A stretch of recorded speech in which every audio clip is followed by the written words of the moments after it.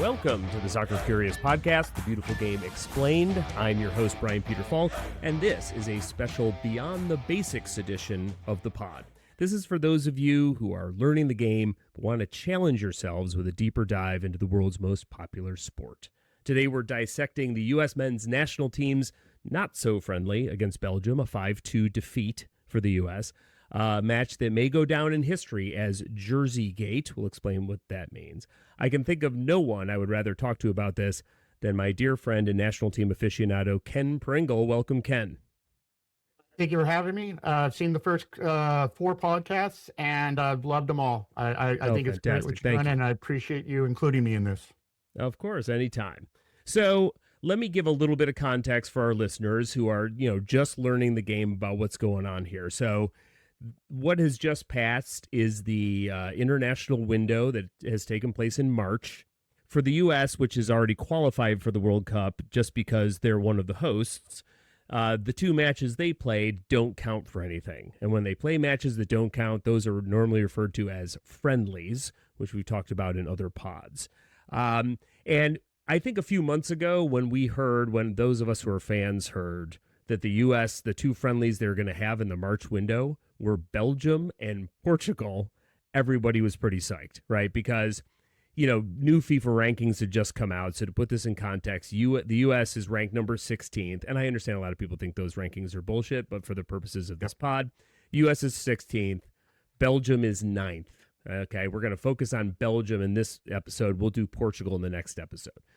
So, that means here's the U.S. that's going to get a real challenge playing against a much higher wattage European team than they are. And the end result of it was you had the U.S.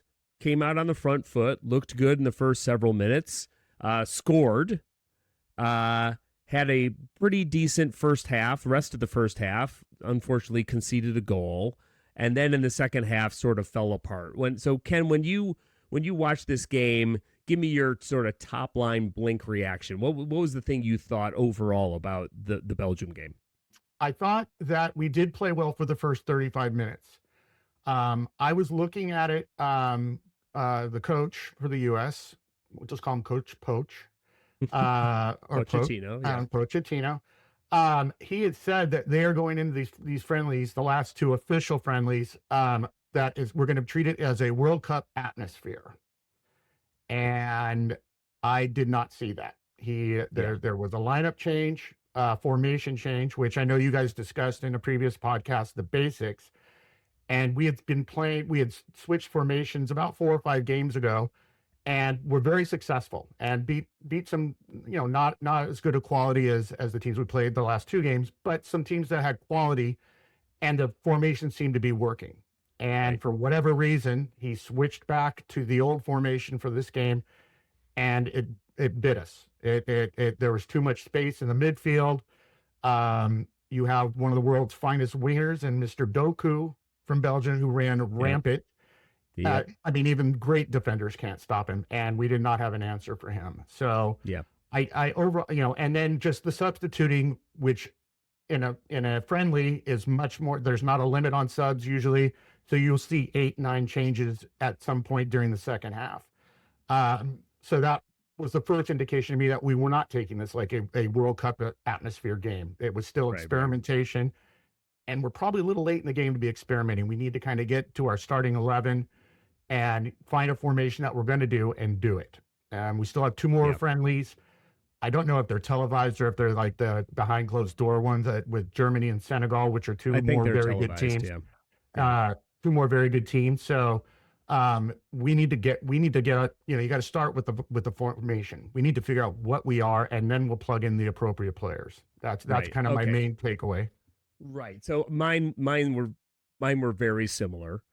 While I think the 5-2 scoreline is it looks a little more lopsided than the game was in a way. Just by that, I'm not a big fan of the sabermetrics, but in that game, the U.S. had 52% of the ball to Belgium's 48.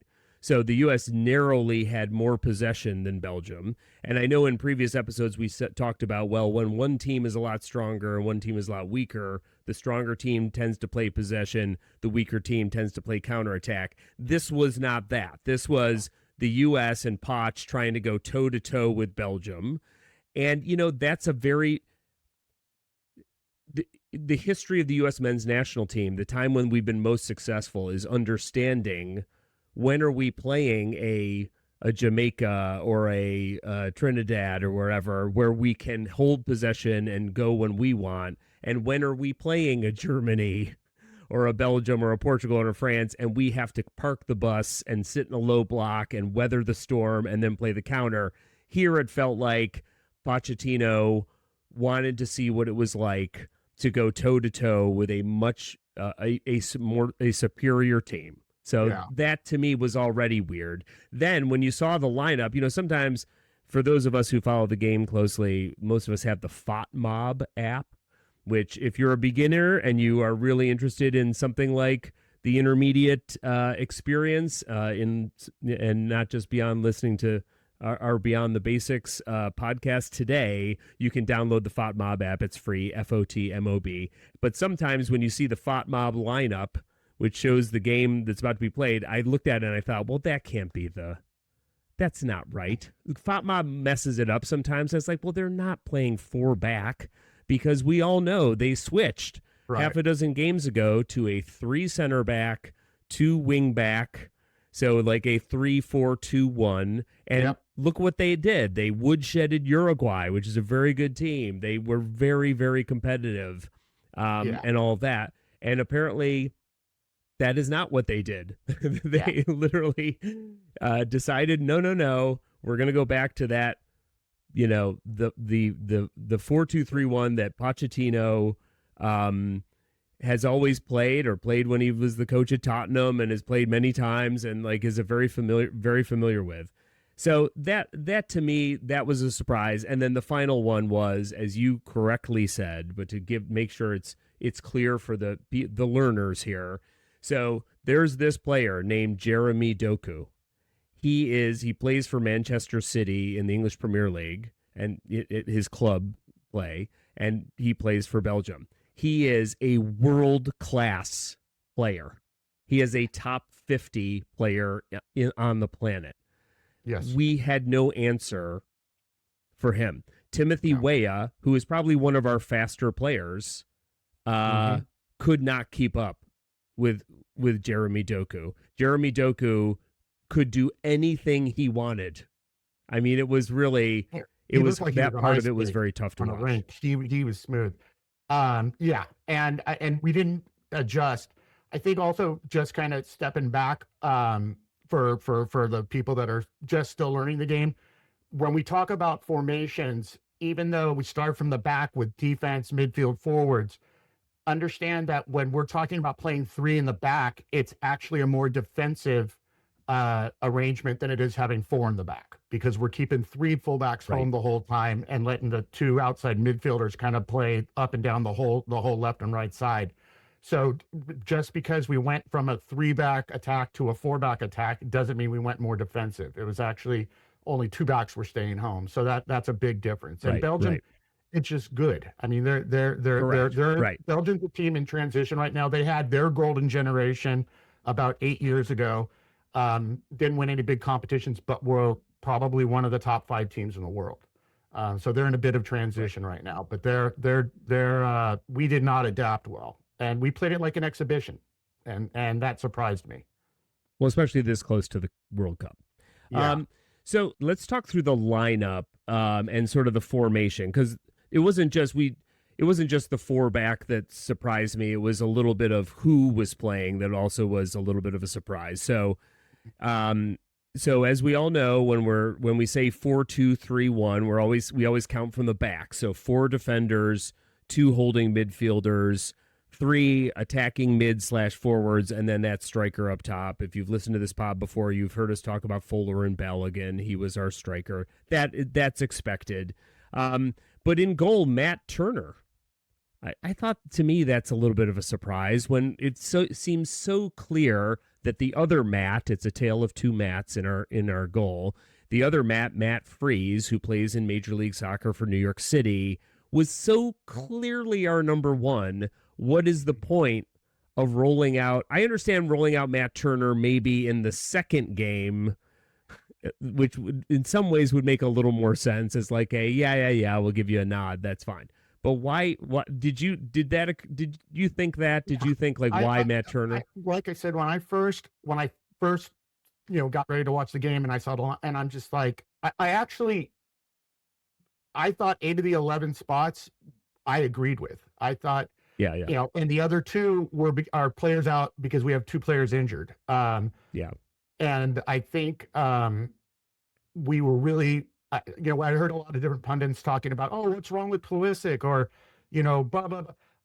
I didn't hear a lot of people. Some mentioned it. Tyler Adams, this is not Christian Pulisic's team. This is Tyler Adams. Tyler Adams is the heart and soul, and he's the one that keeps the defense, even though he's a holding midfielder, and we will miss him a lot more if he's injured than we would Pulisic, in my opinion.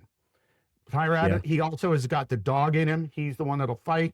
He's the straw that stirs the drink for the whole team. He's the de facto team captain, in my opinion. So, but he's out injured. And then also Serginho Dest is a world-class wing back. Right. And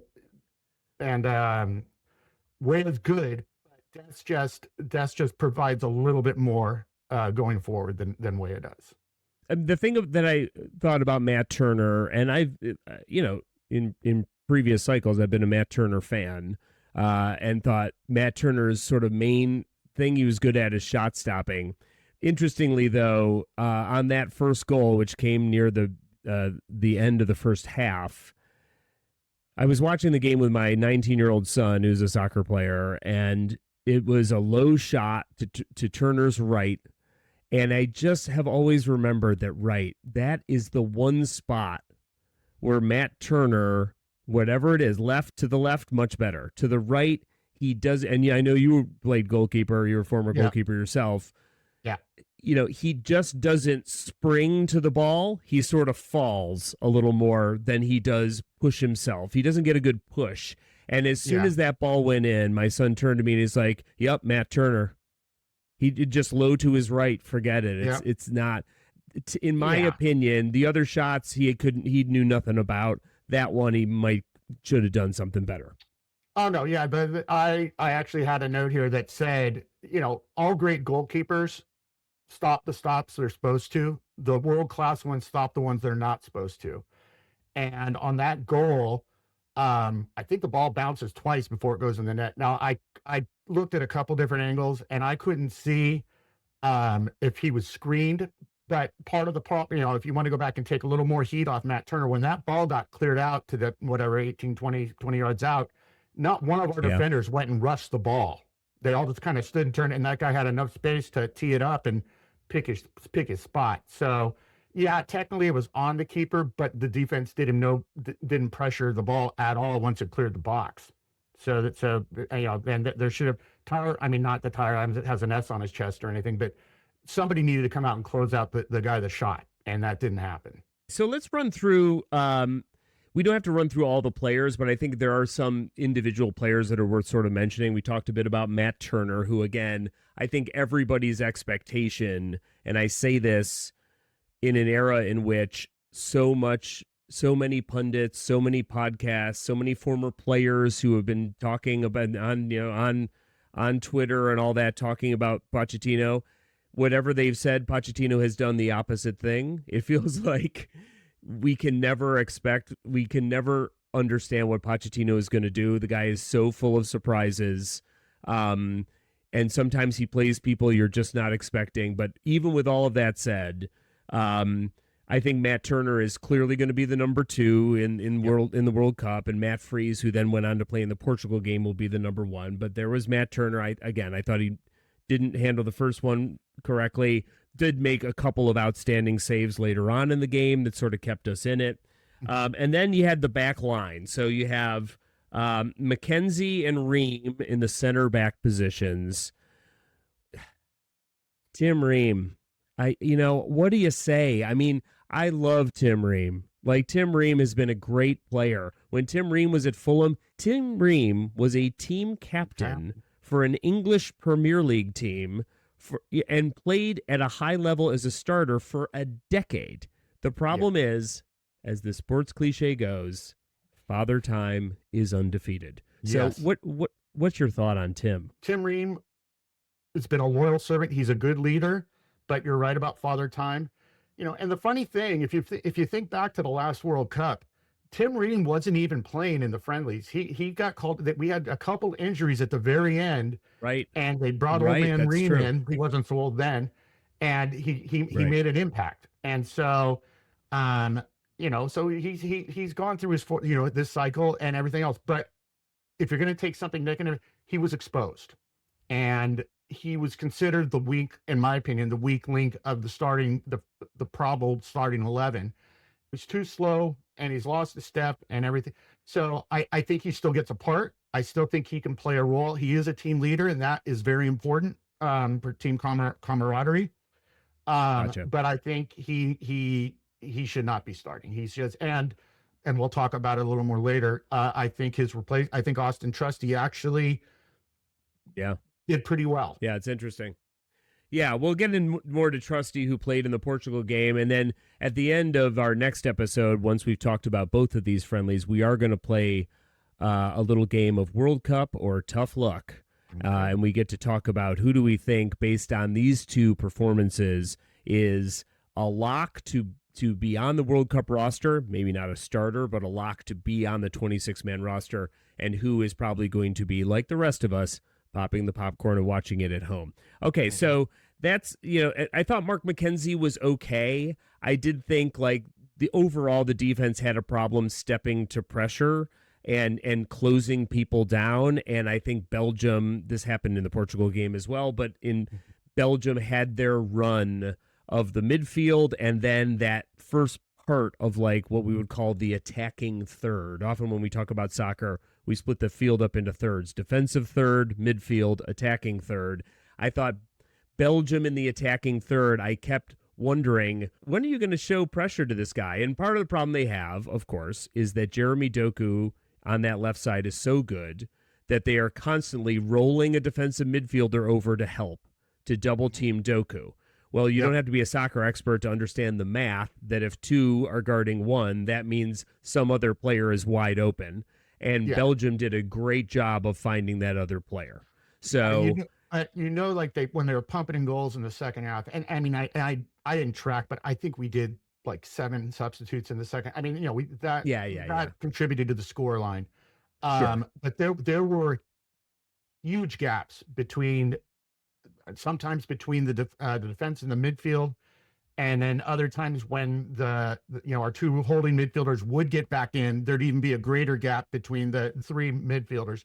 And so even balls that were getting popped out, they're just collecting and just going right back in. There was too much space for them to operate. And we kind of looked like we were chasing our tails a little bit when they had possession. Yeah. Okay, so that was Mark McKenzie and Tim Ream. I don't have much to say about Jedi Robinson. He's a starter on our World Cup team. He's one of the best. Thank God he's back. He was injured, which is why we're saying that. He is one of the best left backs in all of the Premier League. He's going to be great. His work rate, his ability to get down the pitch, his ability to get balls into the box, our bright spots, which I would say is the first sort of 20 minutes of the game, were mostly because Robinson is getting down the field and finding Pulisic or finding McKennie or Balogun was not as involved as I was like, but finding Balogun. So, like, Robinson was great. And then on the other side, you had Tim Weah.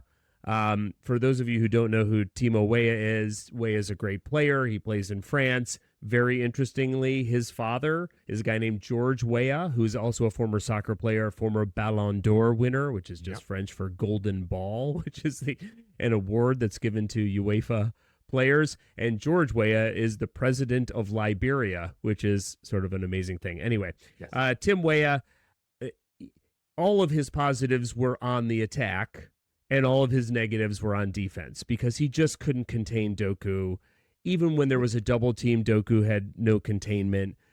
But he's very positive, which is why it makes so much more sense to have Weah in a more of a wing back spot or sort of that right mid spot than it does on defense. What's your thought Yeah, on that? he got cooked, but 99% of the right backs in the world with that situation would have gotten cooked.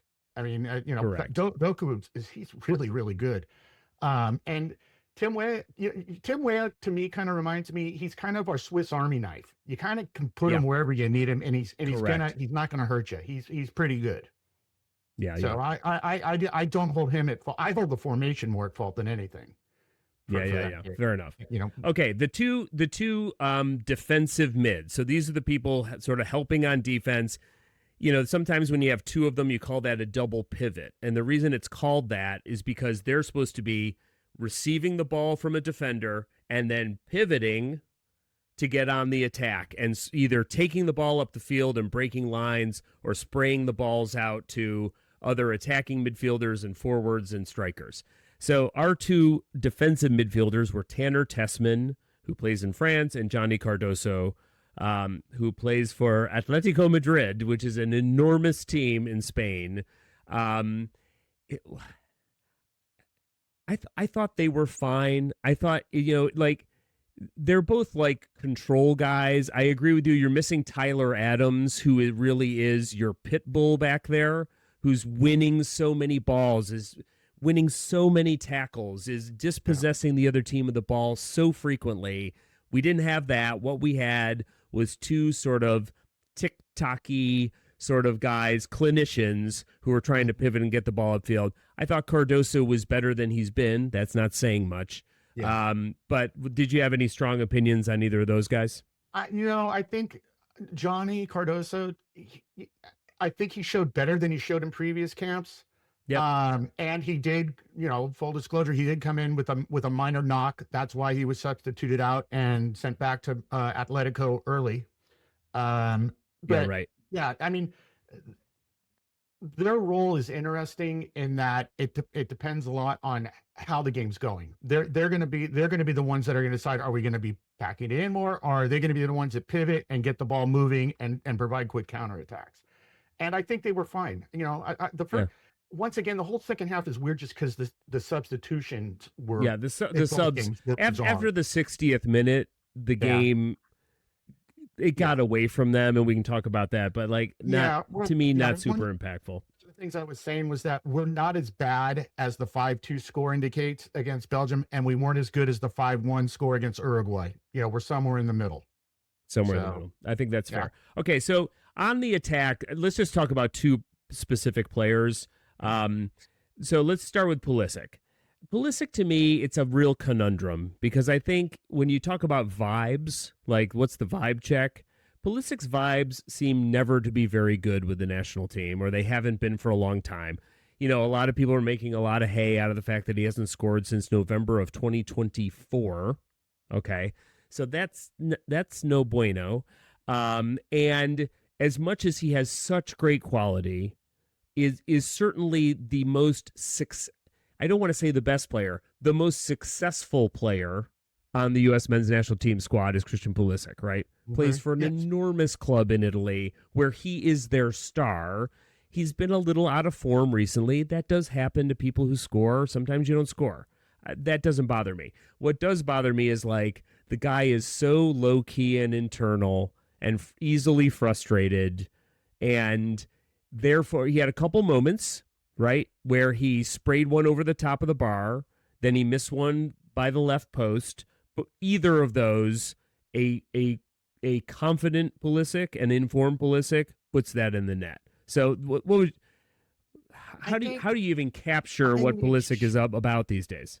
The thing I don't like is that I don't think he's a leader of men. I think he's a very good individual, and I think that Captain America and all that he's like the straw that stirs the drink for our team, and quite frankly, with while he's playing right now, there are other players that could be just as productive, if not more productive, in that position. Yeah, I totally agree. But he's hype. But he's out on the hype train. He's playing. He's not playing. In Italian soccer is in a little bit of a change point right now. But he's good, but he is pouty. His body language stinks, and he's not bringing other people up around him. He's just kind of in his own little world. That's how he comes across to me. I think he's a great player, and I think he's important. And if we're going to go far in this World Cup, he needs to get it in gear. But also, if you look back at his history, he's a very streaky goal scorer.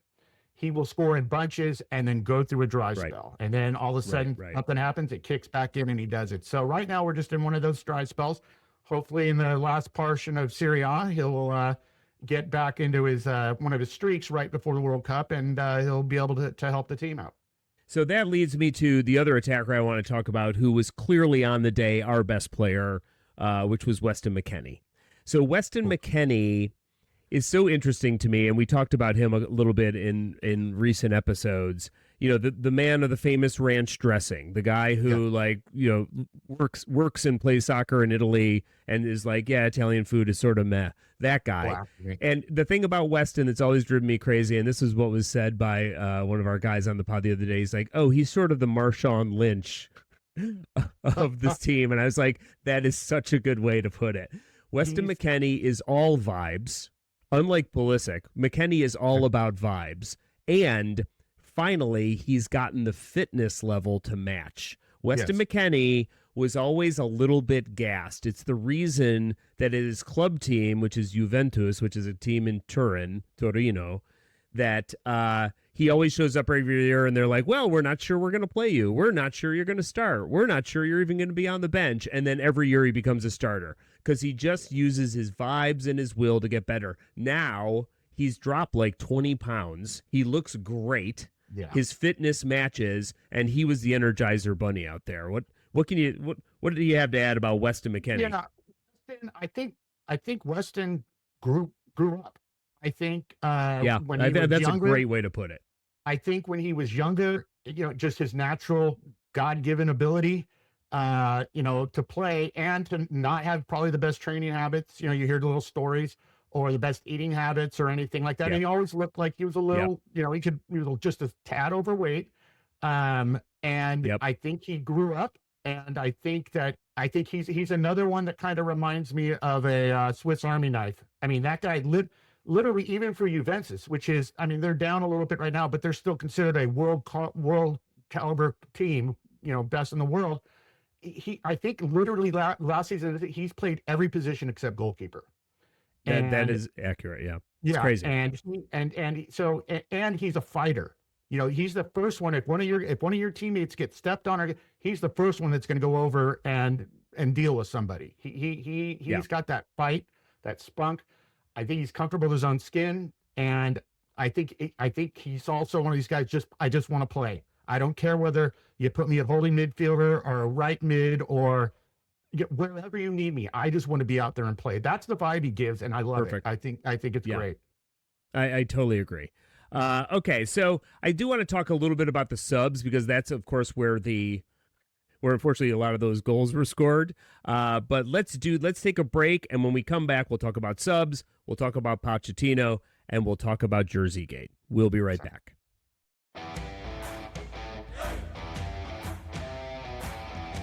Welcome back to this Beyond the Basics edition of the Soccer Curious podcast. I'm talking to Ken Pringle about the U.S. men's national team game against Belgium, a 5-2 loss in a friendly, sort of this last March window in which they played 2 games. So what we're talking about here is some of the players. So it's very common in friendlies that you start a starting group of players, and then somewhere after the first half, sometimes you actually make changes at the half, which the U.S. did, but you also make changes maybe 60 to 70 minutes in, and because it's a friendly, you're trying to get game time for a lot of people on your roster. So there's like this mass exodus of starting players, and now all these guys come off the bench cold.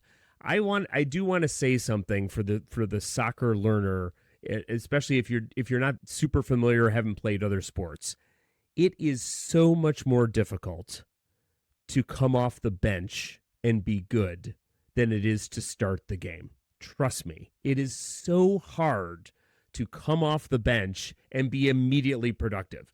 That being said, with that taken into account, okay, the subs in the Belgium game, hurt us because that's an they understatement. made terrible errors. Anthony Robinson, one of our best players, went off.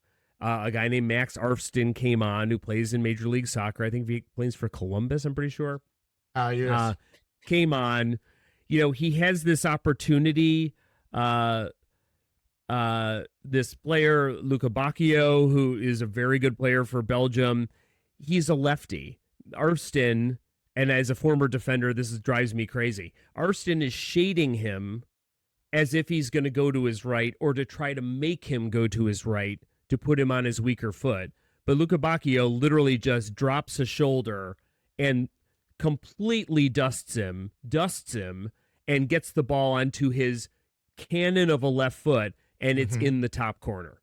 And it just shows you a guy like Max Arfston, who Pochettino clearly has liked. He's brought him back. He's brought him into several camps now. The guy has played a bunch of games with the U.S. men's national team. And I understand he mostly plays a wing back position, which is sort of this hybrid between defense and offense. But on defense, the dude is a liability. No, he's yeah. I mean, he probably could have got ticketed for loitering by just standing there watching the guy run by him. It was brutal. And also, but in fairness, counterpoint is that Jedi has been out injured a bunch the last 18 Correct. months. That's true. That is and that's why Arfston has got that time. Yeah. And Arfston got the chance, and I mean, there's a lot of layers to the onion. Arfston also got a chance against a bunch of lower talented teams, Caribbean island nations and stuff, or teams fielding their B or C teams for friendlies. So he got thrown to the wolves and was found out this time. And I think he's still young, and I think there's still a future for him. But I think the left wing back is the most for sure position on the entire starting roster if Robinson's healthy. He's that good. Yeah. He's that Arfston is just he's throwing breaking case of fire kind of thing. If there's an emergency, but we don't have a lot of left backs in our system right now, either left wing backs or left defenders. So I get it. We're trying to build some depth there, and apparently coach thinks that he's the second best option we got at this time. Yeah, a little scared by that, but I think you're right. On the other side of the coin, I think we will have to talk about Gio Reyna because he's our bad boy. But for the moment, I want to just move to a player I thought was very positive as a sub, and you have to hand it to Patrick Agyemang. Patrick Agyemang comes on. He is a bull in a china shop. Does he have great quality? No, he does not. But what he does is he just blasts through people and gets to balls.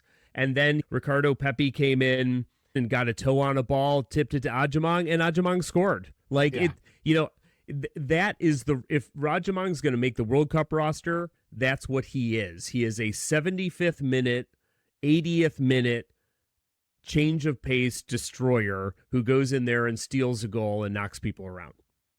Yeah, he's a hard one to analyze because he appears to be a very good finisher, but he doesn't offer much else. He offers some hold up play, but he's the complete opposite of Mulligan. Yeah. And so I think his, Agyemang's effectiveness will depend a lot on how the U.S. tends to play. If we end up taking the ball down the wings and whipping in crosses, then he's going to be a viable player to have in there when we need a goal. If we are going to be playing through the middle with either Tillman or Reyna, getting through to the forward or 1-2 play or whatever, that's not Agyemang's game. As a matter of fact, I think Agyemang has 9 goals around for who's he play for? First championship. Derby County. He plays for Derby County. I think he has 9 goals, and I think 7 of them are with his head. Something like that. Yeah, right. Exactly. Oh, that's great. Exactly.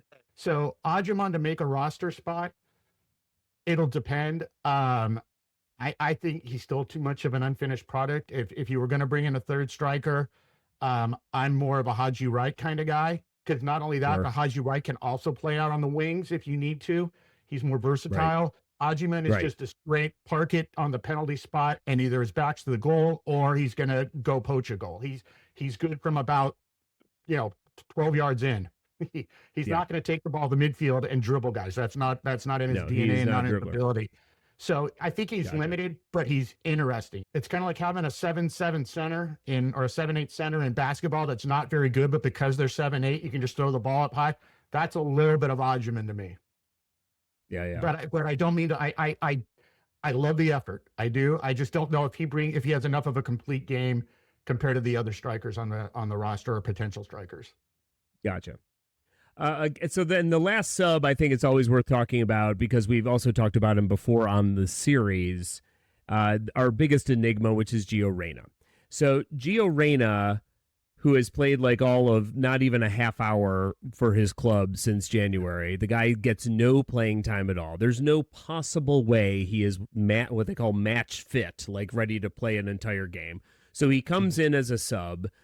Sort of in this, number 10 kind of attacking role. Everyone is always saying, well, the thing about Gio Reyna is we don't have that classic 10 who can slip the ball through, slip these beautiful balls into forwards who can go score, and so this is what we need him to do. In Gio Reyna's defense, it's very difficult, again, to come in whatever, the 75th minute or 78th minute and make a big difference, and he didn't make a big difference. He was completely inconsequential in this game.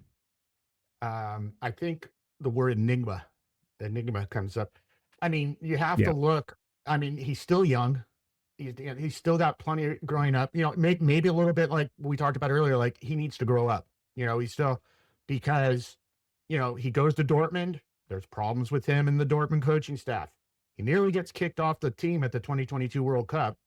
Yep. And now he's not playing for his new team, which is not nearly as good as Dortmund, and he's still not playing time. And right. So what you have to ask rhetorically, what's the problem? It can't be everyone else's fault. It's got to be something that he's doing. Now what it is, I don't know. I don't know whether it's effort in practice. I don't know whether it's things away from soccer or football. I have no idea. But you at some point when you keep having problems multiple places, it's not the other place's problem. Maybe you're the problem.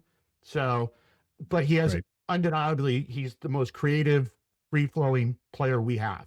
He's the one that can create something out of nothing. He can make the CNI through ball on a diagonal from 20 yards away and put it right on someone's foot.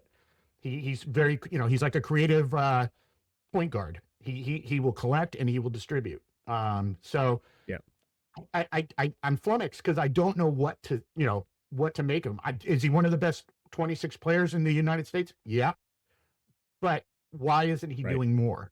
Right.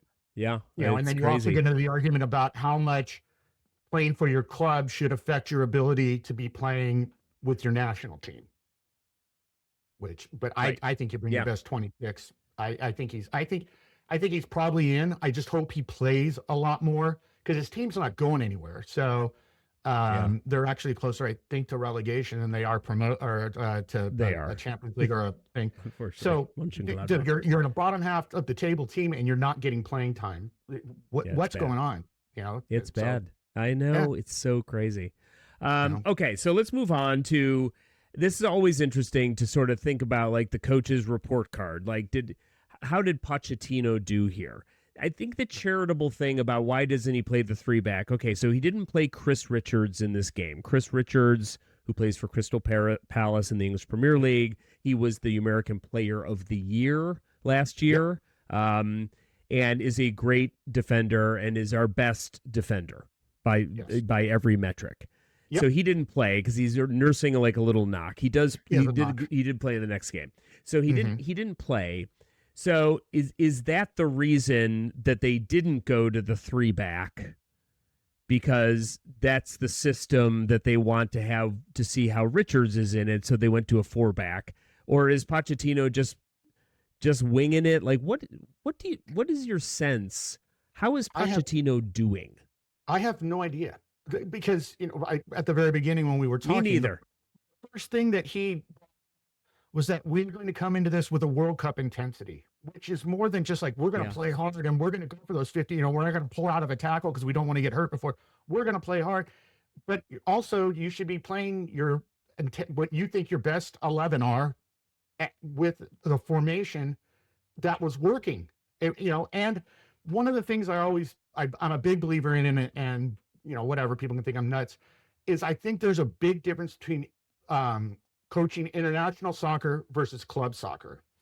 In international Right. soccer, you have to fit, as the coach, you have to fit your tactics to fit the player pool. At the club level, you have to find the players to fit what your tactics are going to be for running that team. And obviously, with limited practice and stuff, it's way different. The 3-4-2-1 worked beautiful, and it falls in that it allows our wingbacks to get up more. It protects our defense more. You know, you kind of can sometimes give away the double pivot, but still, we had great results against lesser competition, but there just was more of a flow to the game when we were playing with 3 in the back and letting the 2 outside wing backs just run up and down, which all the, between Wea and when we get Des back and then Jedi, we're almost, dare I say, world class at that. You know, with those guys. Those guys are good players. So I don't know what Potts is thinking. The goalkeeper start, you know, the only thing I can think is what if the keeper had played his head off? Now all of a sudden you've got, well, Jesus, I played Freeze for 10 games in a row or whatever, but damn, the boy was good tonight. So I don't know what he was thinking about that, but the lineup change really bothered me. Yeah. The other thing that I thought was interesting for Pochettino is that when McKennie scored his goal, which was very early in the first half, McKennie earlier had missed a point-blank volley that should have gone in the net, but he hit it right at the goalkeeper, and the goalkeeper was able to parry it away. So you could have argued he should have scored already. The camera of the broadcast cuts to Pochettino. Okay, so we've just scored a goal. We're up 1-0 against Belgium. That's great. The crowd is going bananas at Mercedes-Benz in Atlanta. And Pochettino's like this, like, meh, doesn't care. And he later on in the press conference said, you know why I was like, I'm paraphrasing because I'm just fixing his English there. You know why I was like that? You saw my reaction. My reaction was no reaction. You know why? Because we had just scored a goal. It should have been our third goal, not our first one. Yeah. So, Pochettino, I think, is looking at this a bit differently, which is that we could have been up 20 minutes into this game. We could have been up 3-0 on Belgium. Right? Yeah. Then it's a very different game. Then we can pack in. Yeah. Yeah. But I mean, and you know, and maybe he also knew I'm basically subbing out the whole team in the second half with the non-starters. So, I mean, you know, so yes, we could have had 3, but are you playing to tinker with different formations and people and personnel? Or are you playing this as a World Cup type of game where you're going to play your best 11, maybe around minute 60, you have to pull someone for a change in strategy, or someone gets a knock, or someone's gassed, but you just wholesale changes, which is fine if that's the plan, but then don't say we're coming in here with a World Cup mentality, because doing all those subs and, in my opinion, the formation, why? It was working. Yeah. Right. And by the way, people have, you know, all the pundits and everybody have been clamoring for him to play fewer people. Play the people that you know are your locks to come to the World Cup. Give them that experience in your system, or the system you're devising, or if it's a work in progress, let the players help you work it out by their play. Instead, now Pochettino, I think to his credit, has tried out like more than 70 players. Yes. A lot of guys got their first caps with Pochettino, right? It's an incredible, he's provided an incredible service to the U.S. men's program in that regard.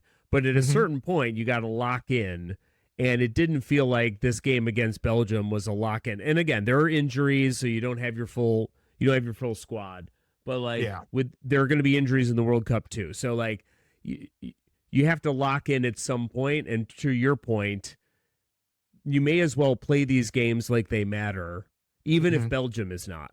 You may as well play the game like it matters, and tell the team, we are playing this game as if it's a World Cup game. We've got at that point with Belgium, after Belgium, they have 3 more games. 1 more in this official international window, and then there's always this little window that comes up just before the World Cup in which we have Senegal and Germany, again, 2 very good teams. So time is wasting, right? We're 70 some odd days away. We're 50 some odd days away from naming a roster. So it's like get on the stick. Okay, I'm going to move on to our last segment here, which is the Jersey Gate part of this. So I will say, when I sat down to watch the game, in the wide shot of the game, the players are very small and they're running around. And I said to my son, I said, woof, how did they do this? Like, it's very difficult to tell the players apart because of the jerseys. So just so everybody understands, in the FIFA laws of the game, when teams are playing, there are rules about the jerseys. The rules about the jerseys for the field players, the rules about the jerseys for the goalkeepers, and rules about the jerseys for the referees. And this is all to avoid confusion. So the two teams cannot look similar to each other, nor can they be the same color as the referee shirts. And the goalkeepers have to be a much different color because they're the only player on the field that gets to use their hands inside the penalty area. So this was a problem. And, my son was like, really? It looks okay to me. And then what happened was so here's what happened. So the U.S. is wearing their wavy, I got the flag behind me. They're doing stars and stripes. The stars is their away uniform. The stripes, which is like the Where's Waldo, but stripey, red on white, is their home kit. So they were wearing their home kit. It's cool looking. I like the home kit. They're wearing it. And then Belgium is wearing what I believe might be their away kit. And it's sort of like a pastel-y. It's got like a pink and blue in it, but it's mostly a white kit. And on the back of the U.S. jersey where the number is, they couldn't put the stripes because then you can't read the number. So that's like a white box. Yeah. Right. So, and so it turns out after the game, it hits the internet that Pulisic and McKennie and a few other players were complaining that they're looking up to pass the ball to one of their players, and they're taking like an extra half second to make sure that the player they are passing to is a U.S. player. So it wasn't just me complaining watching it on television that I can't tell the players apart. The players on the field, at least the U.S. players who complained, said, hey, look, we're not trying to make an excuse because obviously both teams had to deal with this, but the unis were too similar. This has now been dubbed Jersey Gate, where after they've just rolled out these new jerseys, which we've talked about on our series, now there's confusion. Yeah. First and foremost, I love the New Jersey. I love that kit. I think it's cool. Kind of represents the country. Cool. Yeah, it's better than the boring all white with little blue and red trim on it. Oh my God, so much better than the Qatar. That white jersey stunk. Yeah. Belgium's primary uniform, I think, is all black with just a little bit of yellow and red trim, which would have been fine. So I don't know. I don't know. It shouldn't have happened. I'm not sure. I mean, they have checks and balances. The referees have to check. The kit managers talk which uniforms all this. I don't understand how, with that many people's, input, how that ended up happening. But I had a hard time watching it. I was double blinking, and I think I couldn't figure out whether it focused on the black socks of Belgium or navy blue shorts or what. I could. It was confusing. I love the kits, but that was just an administrative screw up. That shouldn't have happened. Yep.